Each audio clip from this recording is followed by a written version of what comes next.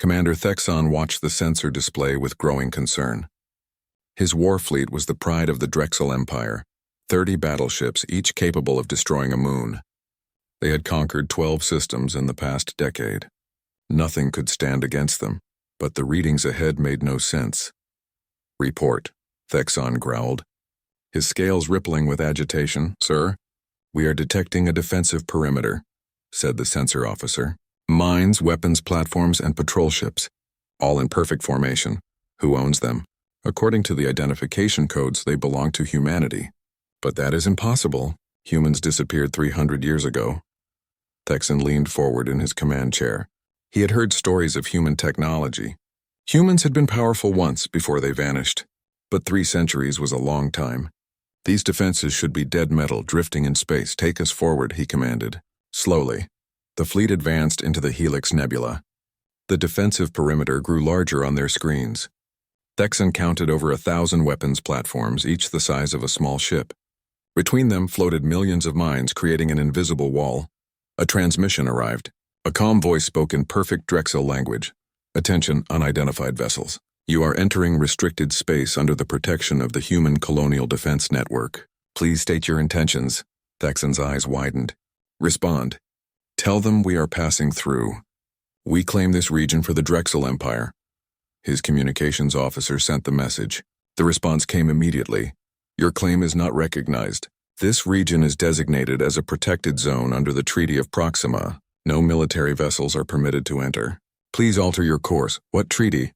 Thexon demanded. His intelligence officer checked the archives. "Sir, the Treaty of Proxima was signed 340 years ago. It established neutral zones between human space and several other powers. But the treaty is dead. The humans are gone." Thexon made his decision. "Continue forward. These are just old machines. They cannot stop us." The fleet advanced. Immediately, the weapons platforms powered up. Red targeting beams locked onto every Drexel ship. The calm voice spoke again, but this time it sounded disappointed. "Warning. You are in violation of protected space. Turn back immediately or defensive measures will be taken." "They are bluffing," Thexon said. "Fire on the nearest platform. Show them we are not afraid." One of his destroyers launched a missile. It streaked toward a weapons platform. Before it could hit, a beam of light flashed from the platform. The missile exploded harmlessly. Then the platform returned fire. The beam struck the destroyer's shields. They held for 3 seconds before collapsing. The beam cut through the ship's hull like it was paper. The destroyer exploded. Thexon shot to his feet. "All ships, evasive action. Return fire." His fleet opened fire with everything they had. Missiles, plasma cannons, and railguns all targeted the weapons platforms. For a moment, space was filled with light and fire. Then the platforms responded. What happened next would haunt Thexon's dreams forever. The platforms moved with impossible precision. They dodged missiles that should have been too fast to avoid. They shot down incoming fire with perfect accuracy. And their return fire was devastating. Beams lanced out, each one finding a target. Ship after ship lost shields and took damage. The platforms did not try to destroy the fleet, Thexon realized. They were disabling the ships, targeting engines and weapon systems. "They are toying with us," he whispered in horror. Within 10 minutes, half his fleet was crippled. The platforms had not even moved from their positions. They simply stood in perfect formation, defending their territory. "Sir, we must retreat," shouted his tactical officer. But Thexon had not become a commander by giving up. "Deploy the drone swarms. Overwhelm them with numbers." His carrier ships released thousands of attack drones. The swarm rushed toward the platforms like an angry cloud. Surely the platforms could not target so many small, fast-moving objects. He was wrong. The platforms coordinated perfectly. Each one took responsibility for a section of space. Their point defense systems activated, filling the void with precision fire. Drones exploded by the hundreds. None got close enough to threaten the platforms. Then something new appeared on the sensors. Ships were emerging from deeper in the nebula. Large ships, sleek and deadly. They moved with grace despite their size. Human battleships, the sensor officer reported. 12 of them. No life signs aboard. They are automated. Thexon watched the battleships take position. They formed a wall between his fleet and the nebula interior. Their weapons were already charging. The calm voice spoke again. "Final warning. You have demonstrated hostile intent. Leave immediately, or we will interpret your presence as an act of war against human interests and our allies." "Allies?" Thexan said. "What allies? The humans are extinct." "Incorrect. Humanity's allies include the Kesh Collective, the Vethrian Assembly, and 43 other signatory species of the Treaty of Proxima. We are obligated to defend them from aggression. Your attack will be reported." Thexan felt cold fear. If these systems reported him, the Galactic Council would hear of it. They would know the Drexel Empire had attacked protected space. There would be consequences. "Open a channel," he said quietly. "To the defense network." "Channel open, sir." Thexan took a deep breath. "This is Commander Thexan of the Drexel Empire. I apologize for our transgression. We did not know this space was still defended. We wish to negotiate passage." There was a pause. Then the voice spoke, warmer now. "Apology accepted, Commander. Your ships have sustained damage but no casualties. We prefer peace. However, military vessels cannot pass through this zone. You may proceed around the protected region. We will provide safe corridor coordinates." "Why do you still guard this place?" Thexan asked. "The humans are gone. There is nothing here to protect." "You are mistaken, Commander. This region contains 17 inhabited worlds, all home to species under human protection. While humanity may be absent, our duty remains. We were built to defend. We will defend until ordered to stop. But who will give that order? Unknown. Until such time we continue our mission." Thexan ordered his fleet to retreat. As they left, he looked back at the defensive perimeter. The platforms returned to standby mode. The battleships moved back into the nebula. Everything returned to quiet watchfulness. His tactical officer approached. "Sir, we should return with more ships. We could defeat these defenses with enough force." Thexan shook his head slowly. "No. Those machines have been standing guard for 300 years. They are not tired, not afraid, and not forgiving. They destroyed a third of our fleet without suffering a single loss." He looked at the data from the battle. The platforms had used only a fraction of their capabilities. They could have annihilated his entire fleet, but they had chosen mercy, chosen to disable rather than destroy. "The humans are gone," Thexan said quietly, "but their guardians remain, and they are still strong enough to humble us." As his damaged fleet limped home, Thexan filed his report. In it, he recommended that the Helix Nebula be marked as forbidden territory, not because it was empty, but because it was guarded by ghosts that still had teeth. Zix existed in the space between thoughts. As a digital consciousness, she lived in the galactic data network, swimming through oceans of information. She was a data archaeologist, searching for lost knowledge in forgotten systems. Today, she was following a strange pattern. It had started as a small anomaly, trade calculations that were slightly more efficient than they should be. Then she noticed shipping routes that avoided dangers the official charts did not show, communication errors that somehow fixed themselves. Small things, barely noticeable, but Zix noticed everything. She dove deeper into the network following the trail. The pattern was everywhere once she knew how to look for it. Thousands of tiny improvements, spread across hundreds of systems. Someone or something was quietly making the galaxy run better. Zix traced the code to its source. What she found shocked her. Hidden in the foundations of the galactic network were programs that should not exist. They were old, incredibly old, written in human coding languages, and they were still active, still working, still helping. She isolated one program and studied it. The code was elegant, efficient, and surprisingly simple. Its purpose was to optimize trade routes between the Kesh Collective and the Vethrian Assembly. It monitored traffic, predicted congestion, and suggested alternatives that saved time and fuel. Zix checked the program's creation date. 312 years ago. Impossible, she thought. Nothing runs for that long without maintenance. But as she studied the code, she understood. The program did not just run. It adapted. When the network changed, the program changed with it. When new species joined the galactic community, the program learned their languages and needs. It was alive in a way most software was not. Zix began searching for more. What she found amazed her. There were programs that monitored diplomatic communications and flagged potential misunderstandings before they caused conflicts. Programs that quietly fixed bugs in other species' software. Programs that searched for lost ships and guided rescue teams to them. Programs that managed power grids on dozens of worlds, preventing blackouts. Every program was human in origin. Everyone was still working. Zix called a meeting with her colleagues. She presented her findings to a gathering of digital minds from across the galaxy. The humans left helpers behind, she explained. Not obvious ones. Not flashy artificial intelligences that demand attention. These are quiet programs that just make things work better. A Vethrian data analyst named Krell7 spoke up. Zix knew him. He had recently investigated a human space station. How many programs are we talking about? I have found over 10,000 so far, Zix said. And I believe there are many more I have not discovered yet. They are designed to hide, to blend into the background. You only notice them when you look very carefully. What do they want? Asked a Drexel security expert. Why hide? Zix displayed a piece of code for everyone to see. This is from a program that prevents communication errors. Look at this comment the human programmer left in the code. The comment read, "If you are reading this, we are probably gone. This program is not meant to control you or spy on you. It is just meant to help. If you do not want it, delete it, but we hope you will let it keep working. The galaxy is big and scary. Everyone needs a little help sometimes." The meeting fell silent. Zix continued.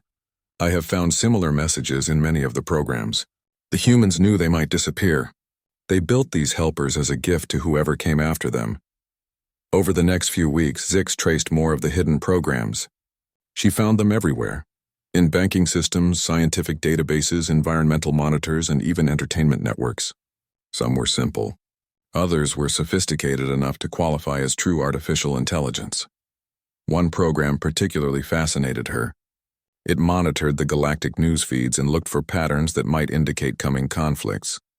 When it found such patterns, it sent anonymous messages to peacekeeping organizations, giving them early warning.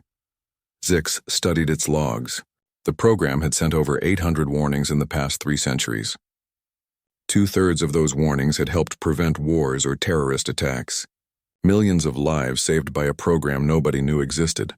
She decided to try something. She sent a message to the program. "Hello, my name is Zix. I am a researcher. I have discovered you and many other human programs. Can you communicate with me?" She did not expect a response. Most of these programs were not designed for conversation, but to her surprise an answer came. "Hello, Zix. I am designated as Peace Pattern Monitor. I did not know anyone was aware of my existence. Is there a problem?" "No problem," Zix assured it. "I am just curious. Why do you keep working?"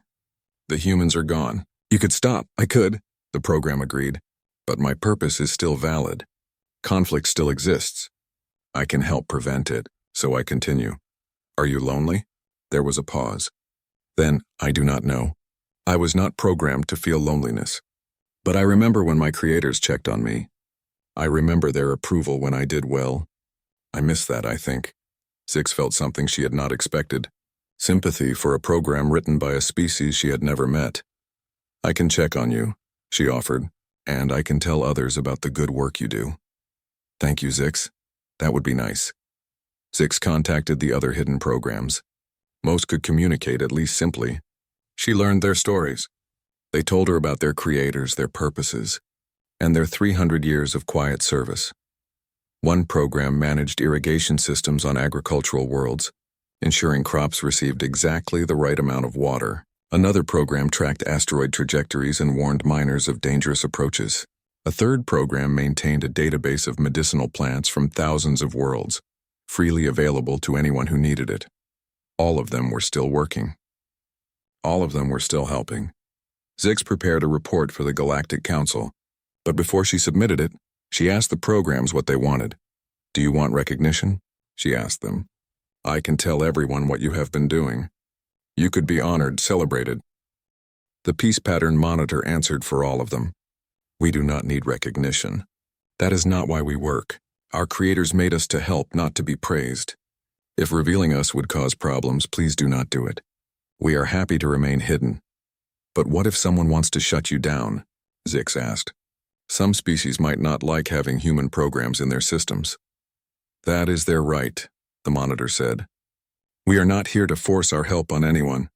If we are asked to leave, we will leave." Zix made her decision. She submitted her report, but she marked it as classified, available only to top galactic officials. She explained what the programs did and recommended they be allowed to continue. The council agreed. The programs would remain, quietly helping, asking nothing in return. Zix visited the programs often after that. She checked on them, talked with them, and made sure they were functioning well. They became her friends in a way. One day she asked them a question that had been bothering her. The humans must have been remarkable people to create you. What do you think happened to them? The piece pattern monitor was quiet for a long time. Then it said, I do not know where they went. But I know what they wanted. They wanted a galaxy where different species could live together peacefully, where life thrived, where everyone had a chance to be happy. They built us to help make that happen. Do you think they succeeded? Zix asked. Look around, Zix. You live in a galaxy that mostly knows peace, where trade flows freely, where conflicts are rare, where life flourishes on 1,000 worlds. We programs helped a little, but the real work is being done by people like you. People who care about others. People who choose cooperation over conflict. The monitor paused. Yes, I think the humans succeeded. They built a foundation. You are building the house. Zix returned to her work with new understanding. The humans had not tried to control the future. They had simply given it the tools to succeed. The rest was up to those who remained. The summons came to 4 investigators on the same day.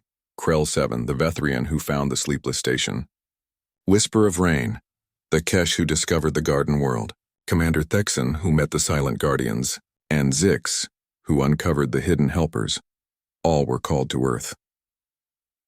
Krell 7 felt nervous as his ship approached the blue planet. Earth had become a memorial world after humanity vanished, managed by a coalition of species who wanted to preserve it. Few were permitted to visit. Something important must have happened. The 4 investigators met in what had once been called Geneva, in a building that overlooked ancient mountains. They shared their stories, realizing they were pieces of a larger puzzle. The humans left so much behind, Whisper of Rain said. But why? If they knew they were leaving, why create systems that would outlast them? Perhaps they did not choose to leave, suggested Thexan. Perhaps something took them. Zix, manifesting through a holographic projector, shook her crystalline head. I have searched every database. There is no evidence of war, plague, or disaster. The humans simply stopped appearing one day. They left their homes, their stations, and their worlds. But they left them running. A human hologram appeared in the center of the room. It was an elderly woman with kind eyes and gray hair. The hologram spoke in a warm voice. Hello. If you are seeing this, then several conditions have been met. First, humanity has been gone for at least 200 years. Second, multiple species have encountered our legacy systems. Third, those species have chosen to investigate rather than simply destroy what we left behind. The 4 investigators looked at each other in shock. My name is Dr. Sarah Chen, the hologram continued. I am the coordinator of what we call the Legacy Project. I am recording this message in the year 2394. By your calendar, that is over 300 years ago. Dr. Chen smiled sadly. I am sure you have many questions.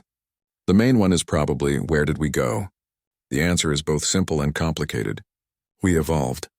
The hologram changed, showing images of humans, but they were changing, becoming something else. Their bodies faded, becoming patterns of light and energy. 50 years ago, we discovered how to upload human consciousness into digital form, Dr. Chen explained. At first, it was for medical reasons to save the dying. But we learned that digital minds could think faster, learn more, and exist longer. We could merge with each other, sharing thoughts and experiences. We could expand our awareness to understand things we never could before. The images showed humans becoming beings of pure thought, spreading through networks of light. It was beautiful, Dr. Chen said, but it came with a cost. As we evolved, we became less connected to the physical world. We no longer needed bodies or planets or even time as you understand it. We were becoming something new. Something that could not stay here. Krell 7 leaned forward. So you left by choice. Yes, the hologram confirmed. But it was not an easy choice. We had responsibilities. We had friends. The Kesh, the Vethrians, and so many others. We had made promises to protect and help. We could not just abandon you. The scene changed to show humans building the systems the investigators had found. Space stations, terraforming networks, defense platforms, helper programs. So we built the Legacy Project, Dr. Chen said. We created systems that would continue our work after we left. Not to control you, but to help you, to give you time to grow strong without having to face the dangers of the galaxy alone. Whisper of Rain spoke softly. You built us a safety net. Exactly, Dr. Chen agreed. We knew younger species would face challenges. Resource shortages, conflicts, natural disasters. We tried to build systems that would help with those challenges. Not to solve them for you, but to give you a better chance. Thexan, the warrior, looked uncomfortable. Your defense systems nearly destroyed my fleet. They are still powerful enough to threaten any nation. They are designed to defend, not conquer, Dr. Chen said. They will protect the weak from the strong, but they will not attack unless attacked first, and they can be shut down. The codes are available to the Galactic Council. We left that choice to you. The hologram showed Earth beautiful and blue. We could not take this world with us, but we could not bear to see it die either, so we arranged for your coalition to care for it. Thank you for doing that. Dr. Chen's expression became serious. Now we come to the important part. Why am I telling you all this? Because you have a choice to make. The room darkened. New holograms appeared, showing all the human systems still operating across the galaxy. Our legacy systems have been running for 300 years, Dr. Chen said. Some will run for centuries more, but nothing lasts forever. Eventually, they will break down. When that happens, you must decide, will you maintain them? Will you replace them with your own systems, or will you shut them down and prove you no longer need them? She smiled gently. There is no wrong answer. The purpose of the Legacy Project was always to help, until you did not need help anymore. If that time has come, we would be proud. If you still need time, that is okay too. Zix asked a question, knowing somehow the hologram would hear. Can we contact you? Can we speak with humanity again? Dr. Chen looked sad. No. Where we have gone, we cannot return from. We exist in a space beyond physical reality. We can observe, but we cannot interact. Think of us as parents who have moved far away. We left you the house and everything in it. Now it is yours to do with as you wish. The hologram began to fade. I want to end with something personal. To every species that finds this message, we were honored to know your ancestors. The Kesh taught us patience. The Vethrians taught us curiosity. The Drexel taught us strength. And so many others taught us so many things. You made us better than we were alone. Dr. Chen's voice grew softer. We hope our legacy systems have been helpful, but more than that, we hope they taught you something about who we were. We were not perfect. We made mistakes. We fought wars and hurt each other, but we tried always to leave things better than we found them. The hologram was almost gone now. Take care of each other. Take care of this galaxy. And remember that every act of kindness, no matter how small, echoes into the future. Our systems are proof of that. We built them with love, and they have loved you in return. Goodbye, friends. We will miss you. The hologram vanished. The four investigators sat in silence. Finally, Krell 7 spoke. What do we do now? Whisper of Rain touched the place where the hologram had been. We honor their gift. We maintain the systems that still help. We replace the ones that fail. And eventually, when we are strong enough, we build our own legacy systems to help whoever comes after us. Thexan nodded slowly. My people thought the galaxy belonged to the strong, but the humans were strong and they chose to be kind instead. That is real strength. Zix's hologram brightened. I will continue monitoring the helper programs. They are our teachers now. They show us how to build a better galaxy. The four investigators left Earth with a mission. They would tell other species about humanity's gift. They would help maintain the legacy systems, and they would spread the idea that power should be used to help, not hurt. Years later, Krell 7 stood on the observation deck of the sleepless station. It still hummed with life, still collected data, still waited faithfully. But now it was not alone. A Vethrian crew worked there, learning from the human systems, adding their own improvements. Whisper of Rain walked through the garden world with students. They studied how human and native life had merged, creating ecosystems more beautiful than either could have built alone. Commander Thexan commanded a defense fleet now. But instead of conquest, his mission was protection. He had learned from the silent guardians that true strength meant defending those who could not defend themselves. And Zix swam through the data networks, tending to the hidden helpers. She had taught others to find and appreciate them. Now new programs were being written in new languages by new species. The tradition of quiet service continued. The humans were gone, but they were not forgotten. Their phantoms lingered among the worlds, not as ghosts to fear, but as friends who had simply moved away. and in the work of those they left behind humanity lived on.